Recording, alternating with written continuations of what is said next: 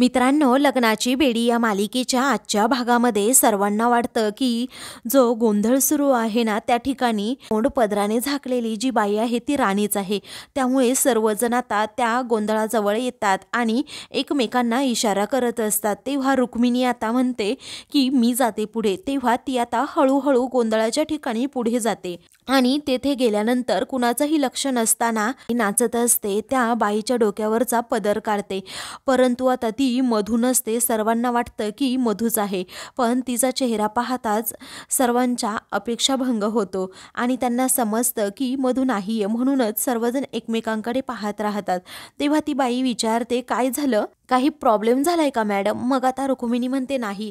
आता सर्वांनाच प्रचंड धक्का बसतो. त्यावेळी आता ती बाई पुन्हा एकदा पदर आपल्या डोक्यावर घेते, आपलं तोंड झाकून घेते आणि मग रुक्मिणीचा भ्रम निराश होतो. सर्वजण तिला पुन्हा एकदा इशारा करून समजवतात की नंतर बघूयात, असं म्हणून ती आता एकदम शांत तेथे पाठीमागे जाऊन बसते. तर आता ज्या बाईने पदर डोक्यावरून घेतलेला असतो ना, त्या बाईला आठवतं की कशा प्रकारे मधूने मला पैसे देऊन इकडे थांबवलं आहे. हे सगळं काही आता त्या बाईला आठवत असतं.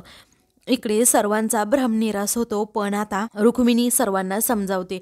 राणी असती तर ती अगोदरच आपल्याला दिसली सुद्धा असती. जयश्री म्हणते, वहिनी अजिबात टेन्शन घेऊ नका. काहीही झालं ना तरीही देव आपल्याच बाजूने आहे. आज काहीही झालं तरी राणीला आपण रंगेहात पकडणार आहोत. तेव्हा रुक्मिणी म्हणते, हो ते तर मी करणारच आहे. त्यानंतर ज्या बाईने डोक्यावरून पदर घेतलेला असतो ना, ती बाई रुक्मिणी जवळ जाते आणि नवरी मुलीची खोली कुठे आहे असं विचारते, कारण तिथे भंडारा उधळायचा आहे. रुक्मिणी आता ती खोली दाखवते. तेव्हा सिंधू त्या बाईकडे पाहतच राहते, कशा प्रकारे ती आतमध्ये भंडारा उधळत जातीये. तेव्हा राघव सिंधूला इशारा करतो. मग त्यानंतर भंडारा उधळून ती बाई पुन्हा मागे येते आणि म्हणते की ताई, झाला हा भंडारा उधळून. अशा वेगळ्याच भाषेत जरा ती बोलते, पण ती दुसरी तिसरी कुणीही नसून मधू असते, कारण मधूनेच हे सगळं प्लॅन केलेलं असतं. आणि ती पुढे जाऊन गोंधळासमोर मात्र आता पुन्हा एकदा नाचू लागते. तेव्हा कोणाला हे समजत सुद्धा नाही. काही वेळानंतर आता एक मास्क लावून तेथे माणूस येतो आणि त्याने चेहरा सुद्धा झाकलेला असतो. सिंधू त्याच्याकडे पाहतच राहते. राणी मात्र हळूच पदर वर करून आता त्याच्याकडे पाहते आणि खूप घाबरते. पुन्हा आपला चेहरा लपवत ती आता नाचण्याचं नाटक करते. तर आता सिंधूला माहीत असतं की राणी कुठेतरी फसणारच आहे. म्हणूनच आता तो जो मास्क लावून माणूस आलेला असतो ना, तो हुबेहूब अगदी राघव सारखा दिसत असतो. आता राणीला समजतं की हा मास्क लावलेला आहे ना, तो राघवच आहे. आता याला मी रंगेहात पकडणारच. घरातील सर्वजण आता मनात विचार करतात की राणीने आता बाहेर यायलाच हवं, कारण हा माणूस ना सेम राघवसारखा दिसतोय. असं म्हणून आता तो माणूस जरा सिंधूकडे पाहण्याचं नाटक करतो. सिंधू समोर जाऊन अगदी कुणालाही ओळख न दाखवता जसं काय मी राघवच आहे अशी ॲक्टिंग करून तो सिंधूकडे प्रेमाने पाहतो आणि तिच्याकडे पाहून हसतो. तर सिंधूही आता त्याच्याकडे पाहून हसते आणि इथेच राणी नेमकी फसते. तेव्हा राणी आता म्हणते की आता याला जाऊन मी एक्सपोज करणारच. तोंडाला मास्क लावून आलेला असला तरीही मी आज याला घाबरणार नाही, असं म्हणून तिच्या हातात एक जी काठी असते त्या काठीतून लहान काठी ती आता खाली टाकते आणि खाली टाकल्यानंतर त्याच्यातून आता प्रचंड धूर येतो. तेव्हा धुरामुळे आता कुणालाही काही दिसत नाही. सगळ्यांना आता ठसका जोराचा लागतो आणि कुणाचंही लक्ष राणीकडे समोर जात नाही. सिंधू मात्र अगदी नजर रोखूनच तिकडे असते. कधी एकदा राणी आपल्या चेहऱ्यावरील तो पदर काढते आणि राघव समोर येते असं तिला होत असतं. मग आता सिंधू जरा पुढे येते. घरातील सर्वजण राणीवर नजर ठेवून असतातच. राघव आता रागातच पुढे त्या दोघांकडे पाहत असतो. त्यानंतर ती राघवच्या म्हणजे जो राघव बनून आलेला असतो त्याच्या खांद्यावर हात ठेवते आणि त्याचा मास्क काढते आणि स्वतःचाही डोक्यावरचा पदर काढते. मग आता ते दोघे जेव्हा एकमेकांकडे पाहतात तेव्हा मात्र राणीला समजतं की हा राघव नाहीये, हा सर्वांनी माझ्यासाठी रचलेला एक ट्रॅप आहे. राघव तर दुसरीकडे कुठेतरी आहे आणि त्याचबरोबर मला सगळ्यांनी फसवले. आता ती स्वतःच्या जाळ्यात अडकलेली असते आणि स्वतःचा चेहराही सर्वांना दाखवून बसते. मग आता ती म्हणते, इथून पळ काढायला हवा, नाही तर सर्वजण मला पकडतील. या भीतीने आता ती पटकन स्वतःच्या डोक्यावर पदर घेते. राघव आणि सिंधूने आता तिला स्पष्टपणे पाहिलेलं असतं आणि त्यांचा हा प्लॅन आता सक्सेस झालेला असतो. कशा प्रकारे राणीला रंगेहात पकडायचं.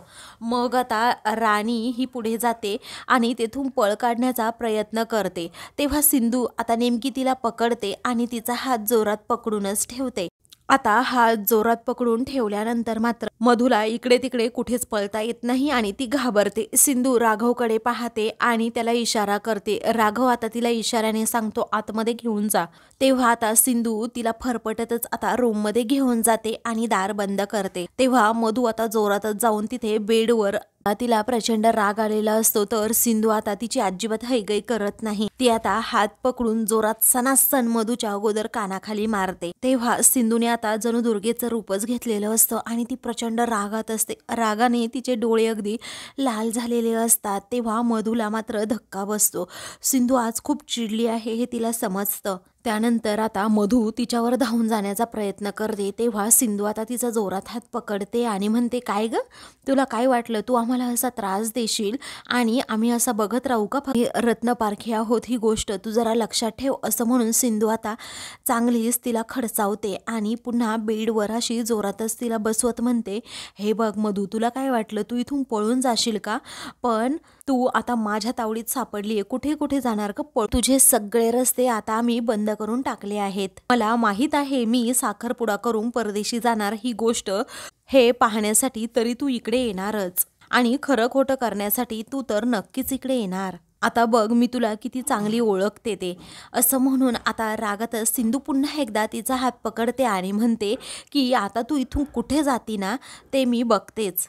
तू इथे आहे ना ते सत्य मी आता घरातील सर्वांसमोर आणणारच आहे. चल तू अगोदर. असं रागातच सिंधू म्हणते आणि तिचा हात ओढून तिला बाहेर घेऊन जाण्याचा प्रयत्न करत असते. परंतु आता मधू जोरातच सिंधूला बाजूला ढकलते आणि म्हणते, सोड मला अगोदर. सिंधू काही तिला सोडत नाही. मग आता रागातच मधू म्हणते, 1 मिनिट जरा शांत राहा आणि आता राघवचं सत्य जेव्हा मी जगासमोर आणेन ना तेव्हा तुला समजेल काय असतं. तेव्हा कोणतं सत्य ग, कोणतं सत्य तू राघवचं जगासमोर आणणार आहेस? असं रागातच सिंधू विचारते. कारण मी जर आता इथे तुझं सत्य बाहेर आणलं ना मधू, हे बघ, तर राघव निर्दोष आहेत. खुनाच्या गुन्ह्यामध्ये ते अडकले आहेत ना, तर ते अगदी निर्दोष सिद्ध होतील आणि ते निर्दोष सिद्ध होतील, समजलं? असं रागातच सिंधू म्हणते. मग आता मधू रागातच म्हणते की यामध्ये मी अडकणार नाही, राघव अडकणार आहे. सिंधू म्हणते, कसे राघव अडकतील? अजिबात अडकणार नाही. कारण आता मी तुला सर्वांसमोर एक्सपोज करणार आहे की तू जिवंत आहे आणि मग सर्वांना जेव्हा समजेल ना, कमिशनर साहेबांना, की तू जिवंत आहे, तर राघवची आपोआप निर्दोष मुक्तता होईल. रागातच मधू म्हणते, हे बघ, हे सगळं करायला ना तूच मला भाग पाडलंय. हे सगळं नाटक ना मी तुझ्यामुळे केलंय. कारण तू सततच आमच्यामध्ये येत राहिली, माझ्या आणि राघवच्या मध्ये. का ग आलीस तू आमच्यामध्ये? आम्ही दोघांनी एकत्र सुखाचा संसार केला असता. तू आली आणि सगळं गणितच विस्कटून गेलं. असं रागातच आता मधू म्हणते. तेव्हा सिंधू पुन्हा एकदा सनकन तिच्या कानाखाली ओढते आणि म्हणते, राघव तुझे कधी नव्हतेच आणि कधीही झाले नसते. तू एकटी होती आणि एकटीच राहणार. एक गोष्ट नेहमी लक्षात ठेवायची, जेव्हा आमच्या दोघांचं लग्न झालं ना तेव्हा राघवच्या डोळ्यात मी तुझ्याबद्दल प्रेम नाही पाहिलं. एक मैत्रीण म्हणूनच नेहमी ते तुला वागवत आले आहेत, समजलं? त्यांनी कधीही वेगळ्या नजरेने तुझ्याकडे पाहिलं सुद्धा नाही. असं रागातच सिंधू आता म्हणते. कारण राघववर तिचा पूर्णपणे विश्वास असतो.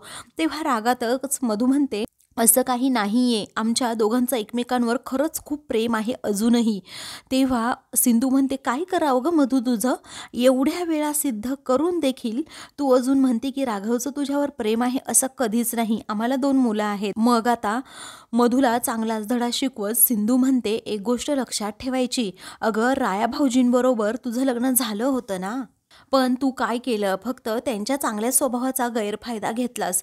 मी तुला सोडणार नाहीये मधू. आता आज मी तुझं सत्य सर्वांसमोर आणणारच आहे. असं रागात सिंधू म्हणते आणि मधूचा हात पकडून घरातील सर्वांसमोर घेऊन जाण्याचा ती प्रयत्न करते. तेव्हा सोड मला, सोड मला, असं रागातच मधू म्हणते. तेव्हा आता मधू एक आयडिया करते आणि सिंधूच्या डोळ्यातच ती हळद टाकते. सिंधूला पुढे काही दिसेनासं होतं. त्यामुळेच आता मधू खूपच खुश होते आणि म्हणते, मधू इथे काही बघत बसली, हीच संधी आहे इथून पळून जाण्याची. जा अगोदर तू इथून. असं म्हणून मधू तेथून पळून जाते. मग आता सिंधू म्हणते, मधू जाऊ नकोस, थांब, मी तुला सोडणार नाहीये. असं म्हणून सिंधू खूप जोरात आवाज देते, मधू थांब, मी तुला सोडणार नाहीये. असं रागातच जेव्हा ती आता म्हणते ना तेव्हा आता मधू मात्र तेथून पळून पळून गेलेली असते. तेव्हा सिंधूने एवढे जे काही प्रयत्न केलेले असतात ना, ते आता तिचे बिचारीचे निष्फळ प्रयत्न ठरतात. पण एक गोष्ट मात्र चांगली घडलेली असते की मधू जिवंत आहे आणि ती इथपर्यंत पोहोचली. हे आपल्यासाठी खूप मोठी गोष्ट आहे. त्यानंतर सिंधूला आता खूप त्रास होऊ लागतो, कारण आता तिच्या हातून मधू एकदाची निसटलेली असते. आता काय करावं तिला सुचत नाही. ती हॉलमध्ये येऊन इकडे वस्तू अस्ताव्यस्त फेकते. तेव्हा घरातील सर्वजण आता सिंधूला म्हणत असतात, सिंधू प्लीज असं वागू नकोस, असं करू नकोस, कारण एक ना एक दिवस मधू आपल्या हाती येणारच आहे, त्यामुळे तू अजिबात टेन्शन घेऊ नकोस.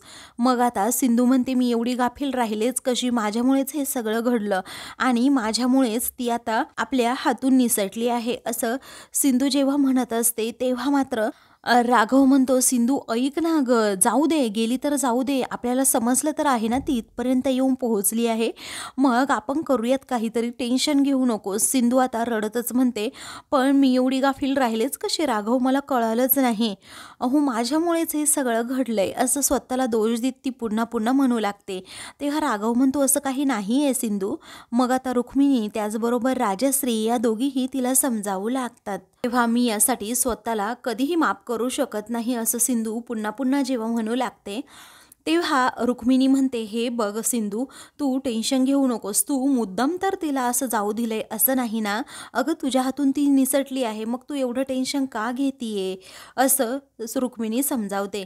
तेव्हा सिंधू म्हणते, माझ्या साखरपुड्याची बातमी ऐकून मधू इथे नक्की येईल मला माहीत होतं. ती इथे आली हे पाहताच आपण ठरवल्याप्रमाणे सगळं झालं असतं तर मग सगळं काही फायनल झालं असतं. आपण तिला पकडून लगेच पोलिसांच्या ताब्यात सुद्धा दिलं असतं आणि माझे राघव निर्दोष आहेत हे सगळ्यांसमोर सिद्ध सुद्धा झालं असतं.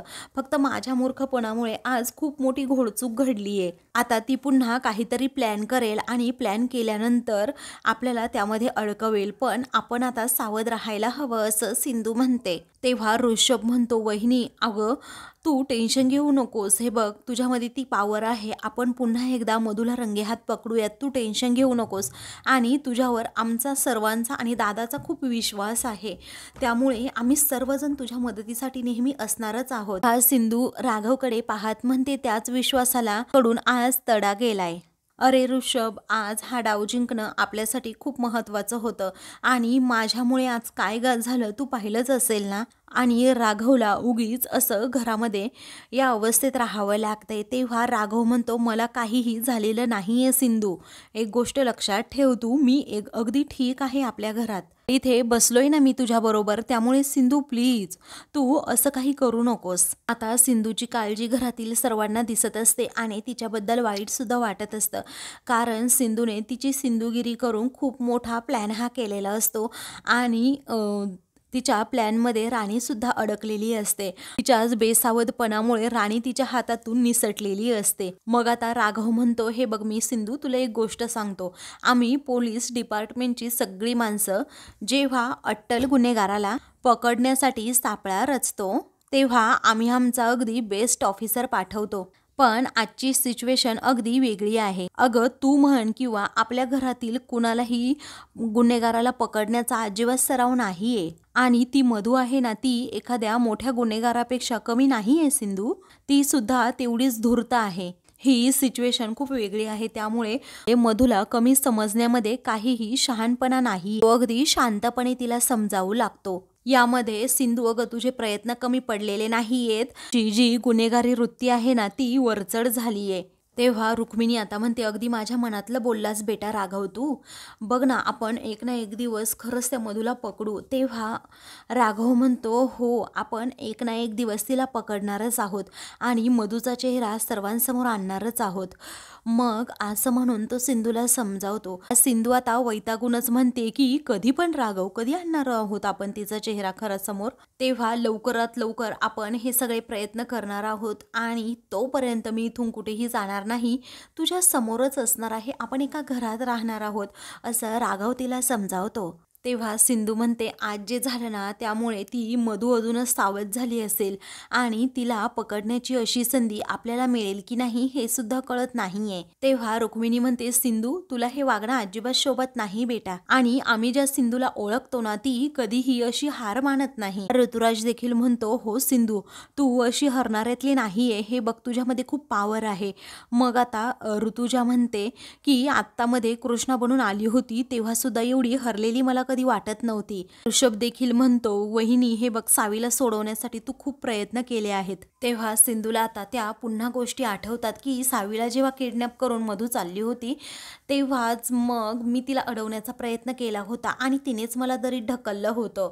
गोदा मावशीने कशा प्रकारे मला जीवदान दिलं हे सगळं काही सिंधूला आठवतं. आणि कृष्णा बनून कशा प्रकारे मी रत्न पार्किंगच्या घरात पुन्हा प्रवेश केला. गोदा मावशी माझ्यासोबत होती आणि या सगळ्या प्रवासामध्ये घरच्यांनी सुद्धा मला थोडी का होईना कृष्णा म्हणून साथ दिली. त्याचबरोबर माझ्या राघवने माझ्यावर कधीही अविश्वास दाखवला नाही हे सुद्धा सिंधूला आठवतं. आणि कशा प्रकारे आपली सावी त्या मधूच्या तावडीत होती आणि तिला किती युक्ती करून मी सोडवलं. गोदा मावशीने पण मला केवढी मदत केली हे सगळं तिला आठवतं. हे सगळं आठवून तिच्यामध्ये अगदी 10 हत्तींचं बळ येतं आणि ती पॉझिटिव्ह विचार करू लागते. मनात म्हणत असते की मी खरंच खूप मोठ्या परिस्थितीमधून माझ्या सावीला सोडवलंय. मधूच्या तावडीतून सोडवण्यासाठी मला थोडा उशीर लागला पण मी माझ्या सावीला सोडवलं आणि सगळं काही व्यवस्थित झालं होतं. पुढे आता रुक्मिणी म्हणते, तेव्हा तर प्रश्न तुझ्या अस्तित्वाचा होता आणि तरीही तू अजिबात हार मानली नाहीस. तेव्हा आता सिंधू विचार करते. मग पुढे राजश्री म्हणते, बाळा सिंधू हे बघ आपल्या घरावर आजपर्यंत खूप संकटं आलीत पण त्या प्रत्येक संकटासमोर तू अगदी ढाल बनून उभी राहिलीस. तेव्हा रुक्मिणी म्हणते, तू स्वतः जिद्दीने या संकटाचा सामना केलास पण आम्हाला सुद्धा लढाईची अगदी वेगळी हिंमत दिलीस. पुढे आता राजश्री म्हणते, सिंधू फक्त तुझ्यामुळे आणि तुझ्यामुळे माझं शिक्षण पूर्ण करण्याचं पुढचं स्वप्न पूर्ण झालं. मग आता सिंधूलाही आठवतं कशा प्रकारे आईंना पुढे शिकण्याची खूप इच्छा होती आणि माझ्या पाठिंब्यामुळे माझ्या सपोर्टमुळे अगदी घरच्यांचा विरोध करून त्यांचं हे स्वप्न पूर्ण झालं. त्यानंतर राजश्री म्हणते, खरं सांगू का ग सिंधू, तू ज्या प्रकारे मला अगदी पाठिंबा दिला ना शिक्षण पूर्ण करण्यासाठी ती तुझी सिंधुगिरीच होती आणि तुझ्यासारखी ही सिंधुगिरी आम्हाला खरंच कधीच जमणार नाही. तेव्हा आता सिंधूमध्ये किती ताकद आहे, ती काय काय करू शकते हे सगळं काही घरातील प्रत्येकजण सांगत असतात. मग सिंधूला थोडं आता का होईना जरा बरं वाटतं. मधूचा विषय निघाला की तिच्या तळपायाच्या आग मस्तकात जात असते.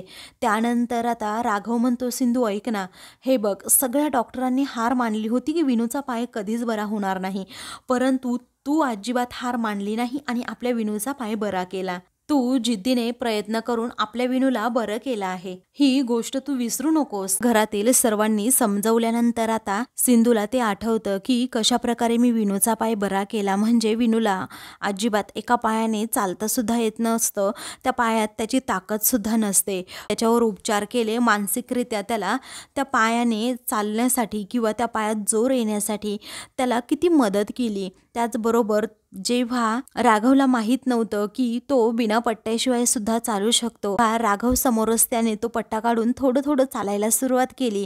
बॉलला कशा प्रकारे त्याच पायाने किक मारली, राघवने कशा प्रकारे तो पकडला, हे सगळं काही सिंधूला आठवतं आणि तिच्यामधीलच ती अस्तित्व शोधत असते की खरंच मी हे सगळं काही करू शकते. पण आता ह्यावेळीच मी एवढी का डगमगले, आता यावेळी माझा कॉन्फिडन्स कुठे गेला, असं सिंधू मनात म्हणते. आता काहीही झालं तरी तिला राघवला यातून सोडवायचं असतं म्हणून ती या सगळ्या गोष्टींचा विचार करत असते. आणि एक छोटीशी चुकीमुळे माझ्या राघवला पुन्हा असं घरामध्ये असं वेषांतर करून राहावं लागते, हे खरं तर तिला आवडलेलं नसतं आणि म्हणूनच तिचा धीर सुटत चाललेला असतो. परंतु घरातील सर्वांनी तिच्यावर ठेवलेला जो विश्वास आणि तिची ती सिंधुगिरी, हे सगळं काही तिला स्वतःला समजून सांगितल्यामुळे तिच्यामध्ये थोडा का होईना कॉन्फिडन्स हा आलेलाच असतो. तर आता मित्रांनो, पुढील भागामध्ये सिंधूमध्ये एक वेगळाच कॉन्फिडन्स येतो आणि ती घरातील सर्वांना म्हणते, मी त्या मधूला काहीही करून एक्सपोज करणार. आता थोड्या दिवसातच तेव्हा घरातील सर्वांना खूप आनंद होतो. मग काही वेळानंतर आता ती जेव्हा घराबाहेर पडते तेव्हा गुंड आता तिचा पाठलाग करतात आणि सिंधूला जबरदस्तीने दुसरीकडे कुठेतरी घेऊन जात असतात. तेव्हा सिंधू मोठ्या हिमतीने, मोठ्या शर्तीने आता त्या गुंडांना चांगलीच सडेतोड उत्तर देत चांगल्या काठीने बदडून काढते. तेव्हा एका गुंडाला मारत असताना नेमकी मधू आता तेथे येते आणि तिची काठी पकडते. त्यानंतर एक गुंड आता पाठीमागून येतो आणि पाठीमागून आल्यानंतर आता सिंधूच्या डोक्यातच काठी टाकतो. त्यामुळे सिंधू आता बेशुद्ध होते आणि खाली पडणार असते, तर मधू आता तिला आपल्या मिठीत घेते. त्यामुळे आता सिंधू जरा सावरते. मित्रांनो, पुढील भागामध्ये नक्की काय होणार हे पाहणं तितकंच मनोरंजक ठरणार आहे. अशाच मालिकेंचे पुढील भाग पाहण्यासाठी चॅनलला सबस्क्राईब करा.